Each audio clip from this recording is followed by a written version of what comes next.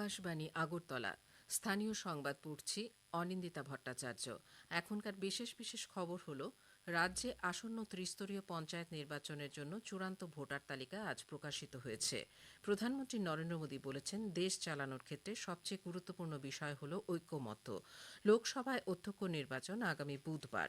রাজ্যভিত্তিক senior ক্রিকেটের elite গ্রুপের খেলায় আজ শান্তির বাজার জয়লাভ করেছে।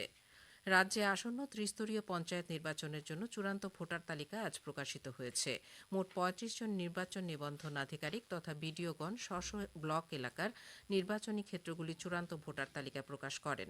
রাজ্য নির্বাচন কমিশন রাজ্যে ত্রিস্তরীয় পঞ্চায়েত নির্বাচনের জন্য আনুষঙ্গিক সব ধরনের প্রস্তুতি নিতে শুরু করেছে। এই নির্বাচনে ৬,৯০০-রও বেশি আসনে ভোট গ্রহণের কথা রয়েছে। এর মধ্যে ৮টি জেলা পরিষদে আসন রয়েছে ১১৬টি, ৩৫টি পঞ্চায়েত সমিতিতে আসন ৪২৩টি এবং ৬০৬টি গ্রাম পঞ্চায়েতে মোট আসন রয়েছে ৬,৩৭১টি। আমাদের ঊনকোটি জেলার সংবাদদাতা অনুপম ভট্টাচার্য জানিয়েছেন, চূড়ান্ত ভোটার তালিকা প্রকাশ উপলক্ষে গৌরনগর ব্লকে বিডিও সোমেশ বণিক আজ এক সর্বদলীয় বৈঠক আহ্বান করেন। বৈঠকে বিজেপি, কংগ্রেস, তৃণমূল কংগ্রেস, সিপিআইএম এবং তিপ্রা মথা প্রভৃতি রাজনৈতিক দলের প্রতিনিধিরা অংশ নেন। গৌরনগর ব্লকে মোট ভোটার ৪৩,০১৫ জন। এর মধ্যে পুরুষ ২১,৮৪৯ জন, মহিলা ২১,১৬৬ জন। এদিকে জেলা পঞ্চায়েত আধিকারিক ডেভিড হালাম জানান, চূড়ান্ত ভোটার তালিকা অনুসারে ঊনকোটি জেলাতে মোট ভোটার ১,২৮,৭৩৭ জন। এর মধ্যে কুমারঘাট ব্লকে মোট ভোটার ৫৭,০৫৭ জন। চণ্ডীপুর ব্লকে মোট ভোটার ২৮,৬৫৫ জন। আসন্ন পঞ্চায়েত নির্বাচনের প্রস্তুতি নিয়ে আজ আমবাসায় এক বৈঠক অনুষ্ঠিত হয়। জেলা কংগ্রেস আয়োজিত এই বৈঠকে পঞ্চায়েত নির্বাচনের দলের রণকৌশল নিয়ে বক্তব্য রাখেন প্রদেশ কংগ্রেস সভাপতি আশিস কুমার সাহা। উপস্থিত ছিলেন প্রাক্তন পিসিসি সদস্য মানিক দেব, জেলা সভাপতি এন মারাক ও অন্যান্য নেতৃবৃন্দ। প্রধানমন্ত্রী নরেন্দ্র মোদী বলেছেন, দেশ চালানোর ক্ষেত্রে সবচেয়ে গুরুত্বপূর্ণ বিষয় হল ঐক্যমত্য। তিনি বলেন, সরকার চালানোর জন্য সংখ্যাগরিষ্ঠতার প্রয়োজন, কিন্তু একটি দেশ চালানোর ক্ষেত্রে সবচেয়ে গুরুত্বপূর্ণ বিষয় হল ঐক্যমত্য। প্রধানমন্ত্রী বলেন, তার সরকার চায় প্রত্যেককে একসঙ্গে নিয়ে ও সংবিধানের পবিত্রতা বজায় রেখে দেশের উন্নয়নের গতি ত্বরান্বিত করতে। অষ্টাদশ লোকসভার অধিবেশন শুরু হওয়ার আগে আজ সকালে সংসদ চত্বরে সাংবাদিকদের মুখোমুখি হয়ে প্রধানমন্ত্রী নরেন্দ্র মোদী জানিয়েছেন, বিকশিত ভারত গড়ে তোলার লক্ষ্যে এবং দেশের সেবায় ও প্রত্যেককে একসঙ্গে নিয়ে মানুষের আশা আকাঙ্ক্ষা পূরণ করার উদ্দেশ্যে অষ্টাদশ লোকসভা অধিবেশন শুরু হয়েছে। গণতন্ত্রের সম্মান বজায় রেখে বিরোধীরা সুষ্ঠুভাবে সরকার চালাতে উপযুক্ত পদক্ষেপ নেবেন বলে তিনি আশা প্রকাশ করেন। বিদ্যুৎমন্ত্রী রতনলাল নাথের পৌরোহিত্যে আজ মোহনপুর বিধানসভা কেন্দ্রের গজারিয়া, কলকলিয়া এবং সাতডুবিয়া গ্রাম পঞ্চায়েতের কার্যকর্তাদের নিয়ে একটি বৈঠক অনুষ্ঠিত হয়। বৈঠকে এই গ্রাম পঞ্চায়েতগুলিতে বিগত দিনগুলির কাজের পর্যালোচনা এবং ভবিষ্যৎ পরিকল্পনা নিয়ে বিস্তারিত আলোচনা হয়। সিপিআইএম নেতা মানিক দে আজ আগরতলায় এক সাংবাদিক সম্মেলনে জানান, বিরোধী প্রার্থীরা যাতে বিনা বাধায় মনোনয়নপত্র জমা দিতে পারে এবং ভোটাররা যাতে নির্বিঘ্নে ভোট দিতে পারে, এর জন্য প্রয়োজনীয় ব্যবস্থা গ্রহণ করতে রাজ্য নির্বাচন কমিশনের কাছে সিপিআইএমের পক্ষ থেকে দাবি জানানো হয়েছে। তাছাড়া অনলাইনে যাতে প্রার্থীরা মনোনয়ন দিতে পারে এবং আধা সামরিক বাহিনীর সাহায্যে যাতে এই নির্বাচন সম্পন্ন করা যায়, সেই দাবিও কমিশনের কাছে জানানো হয়েছে। সাংবাদিক সম্মেলনে উপস্থিত ছিলেন সিপিএম নেতা পবিত্র কর ও রতন ভৌমিক। পুলিশ ট্রাফিক বিভাগ আগরতলা শহরকে যানজট মুক্ত রাখতে আজ থেকে বিশেষ অভিযান শুরু করেছে। ট্রাফিক পুলিশ সুপার মানিক দাসের নেতৃত্বে আজ বটতলা, নাগেরজলা এলাকায় অভিযান করা হয়েছে। শ্রী দাস জানান, বারবার যান চালকদের সতর্ক করা হলেও অনেকেই ট্রাফিক আইন লঙ্ঘন করছেন। তাদের বিরুদ্ধে আরও কঠোর হবে প্রশাসন। আগামী দিনে বেআইনি পার্কিংয়ের জন্য যানবাহনের রেজিস্ট্রেশন বাতিল করা হবে।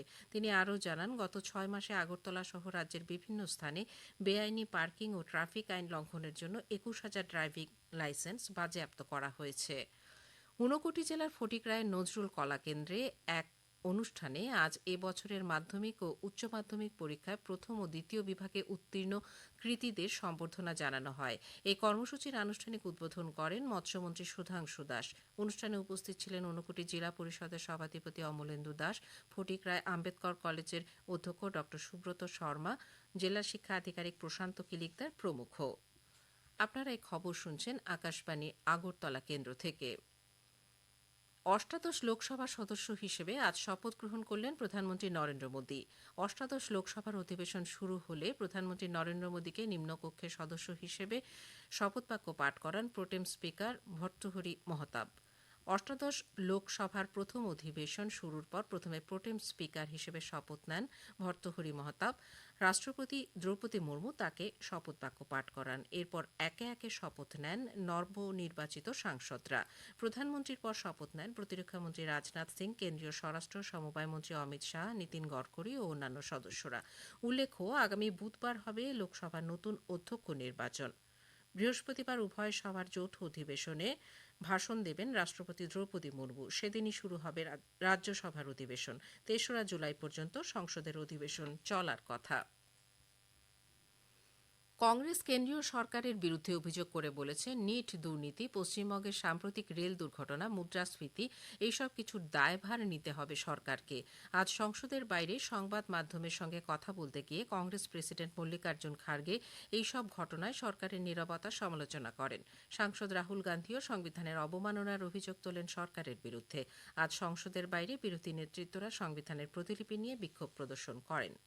শিয়ালদহ সাবরুম কাঞ্চনজঙ্ঘা এক্সপ্রেস বিলোনিয়া স্টপেজ দেবার দাবিতে আজ বিলোনিয়া শহরে সিপিআইএম দক্ষিণ জেলা কমিটির উদ্যোগে বিক্ষোভ মিছিল ও সভার আয়োজন করা হয়। এই কর্মসূচিতে উপস্থিত ছিলেন বিধায়ক দীপঙ্কর সেন, অশোক কুমার মিত্র, সিপিআইএম দক্ষিণ জেলা সম্পাদক বাসুদেব মজুমদার, মহকুমা সম্পাদক তাপস দত্ত, প্রাক্তন বিধায়ক প্রভাত চৌধুরী প্রমুখ।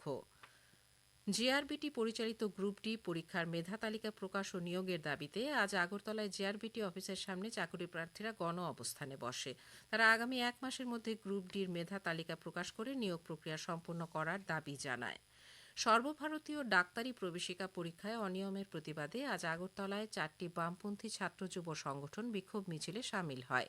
ডিওয়াইএফআই রাজ্য সভাপতি পলাশ ভৌমিক অভিযোগ করেন, সম্প্রতি সর্বভারতীয় ডাক্তারি প্রবেশিকা পরীক্ষায় নজিরবিহীন কেলেঙ্কারি ধরা পড়েছে। তারই প্রতিবাদে কেন্দ্রীয় শিক্ষামন্ত্রীর পদত্যাগ ও নয়া জাতীয় শিক্ষানীতি বাতিলের দাবিতে আজ শহরে বিক্ষোভ মিছিলের আয়োজন করা হয়। এসএফআই মেডিকোস লোকাল কমিটির পক্ষ থেকে আজ মেডিকেল শিক্ষা অধিকর্তার কাছে এক ডেপুটেশন প্রদান করা হয়। ডেপুটেশন কালে মেডিকোসের প্রতিনিধিরা আইজিএম হাসপাতালটি একটি বেসরকারি সংস্থাকে ব্যবহারের সুযোগ দেবার উদ্যোগের আপত্তি জানান। তাছাড়া রাজ্যে নিট পিজি পরীক্ষা কেন্দ্রের সংখ্যা বৃদ্ধি, হঠাৎ পরীক্ষা বাতিলের ফলে বহিরাজ্যে পরীক্ষা দিতে গিয়ে ছাত্রছাত্রীদের যে আর্থিক ক্ষতি হয়েছে তার জন্য ক্ষতিপূরণ প্রদান, নিট নিয়ে রাজ্যে একটি গ্রিভেন্স রিড্রেসাল সেল গঠনের জন্য প্রতিনিধিরা দাবি জানান। আইজিএম হাসপাতালকে সম্পূর্ণ বেআইনিভাবে একটি বেসরকারি সংস্থার হাতে তুলে দেওয়ার প্রক্রিয়া চলছে বলে গতকাল সিপিআইএম রাজ্য সম্পাদক তথা বিরোধী দলনেতা জিতেন্দ্র চৌধুরী যা অভিযোগ করেছেন তা সম্পূর্ণ অসত্য বলে মন্তব্য করেছেন প্রদেশ বিজেপি মুখপাত্র সুব্রত চক্রবর্তী। তিনি আজ আগরতলায় এক সাংবাদিক সম্মেলনে বলেন, গতকাল বিরোধী দলনেতা আরও বলেছেন যে রাজ্যের বেকার যুবকদের বঞ্চিত করে আউটসোর্সিংয়ের মাধ্যমে বহিরাজ্যের ছেলে মেয়েদের গোপনে চাকরি দেওয়া হচ্ছে। বিরোধী দলনেতার এই অভিযোগও সম্পূর্ণ ভিত্তিহীন বলে তিনি মন্তব্য করেন। সাংবাদিক সম্মেলনে অন্যান্যদের মধ্যে বক্তব্য রাখেন প্রদেশ বিজেপির সহ সভাপতি তাপস ভট্টাচার্য, বিজেপির মিডিয়া ইনচার্জ সুনীত সরকার প্রমুখ। রাজ্যভিত্তিক সিনিয়র ক্রিকেটের এলিট গ্রুপের খেলায় আজ শান্তিরবাজার জয়লাভ করেছে। ধর্মনগরে অনুষ্ঠিত খেলায় শান্তিরবাজার 37 রানে উদয়পুরকে হারিয়ে দেয়। এদিকে প্লেট গ্রুপের আজ 4টি খেলা হয়। মেলাঘরে অনুষ্ঠিত খেলায় তেলিয়ামুড়া 30 রানে জিরানিয়াকে, শান্তিরবাজারে অনুষ্ঠিত খেলায় অমরপুর 6 উইকেটে সাবরুমকে, বিলোনিয়া অনুষ্ঠিত খেলায় ধর্মনগর 115 রানে গন্ডাছড়াকে এবং সাবরুমে অনুষ্ঠিত খেলায় আমবাসা 109 রানে বিলোনিয়াকে পরাজিত করে। ঘরোয়া তৃতীয় ডিভিশন লীগ ফুটবল প্রতিযোগিতার খেলায় আজ উমাকান্ত কোচিং সেন্টার জয়লাভ করেছে। উমাকান্ত মিনি স্টেডিয়ামে অনুষ্ঠিত খেলায় উমাকান্ত কোচিং সেন্টার 3-2 গোলে আমরা কজনাকে পরাজিত করে। আবহাওয়ার খবর। আগামীকাল আকাশ সাধারণত মেঘাচ্ছন্ন থাকবে। 2-1 জায়গায় বজ্রবিদ্যুৎ সহ হালকা থেকে মাঝারি পর্যায়ে বৃষ্টিপাতের সম্ভাবনা রয়েছে। আগামীকাল তাপমাত্রা সর্বোচ্চ 35 ডিগ্রি সেলসিয়াস এবং সর্বনিম্ন 27 ডিগ্রি সেলসিয়াস কাছাকাছি থাকবে।